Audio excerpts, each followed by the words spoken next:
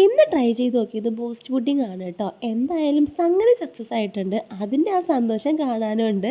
സൗണ്ടിന് ചെറിയൊരു മാറ്റമുണ്ട്. എന്താണെന്ന് വെച്ചാൽ പനിയായിട്ടിരിക്കുകയാണ്. അതുകൊണ്ടാണ് ഒരു പാത്രത്തിലേക്ക് അന്ന് ജെല്ലി കോഫി ഉണ്ടാക്കി വന്നതിൻ്റെ ബാക്കിയുള്ള ജെലാറ്റിൻ ഞാൻ മൊത്തം ഇട്ട് കൊടുക്കുന്നുണ്ട്. എന്നിട്ട് അതൊന്ന് മിക്സ് ചെയ്ത് വെച്ചിട്ടുണ്ട്. കൂടെ തന്നെ കുറച്ച് പാലും കൂടെ ഒഴിച്ചിട്ട് അത് നന്നായിട്ട് മിക്സ് ചെയ്യുന്നുണ്ട്.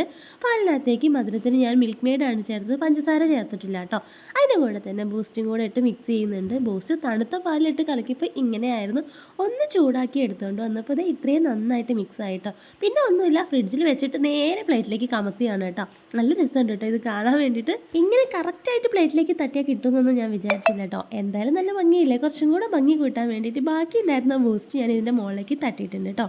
അപ്പോൾ ഇനി ടേസ്റ്റ് ചെയ്ത് നോക്കാം. സംഭവം ഇതിൻ്റെ ടേസ്റ്റ് ജെല്ലി കോഫിയുടെ അത്ര എനിക്ക് ഇഷ്ടമായിട്ടില്ലെങ്കിലും സംഭവം അടിപൊളി തന്നെയാണ് കേട്ടോ.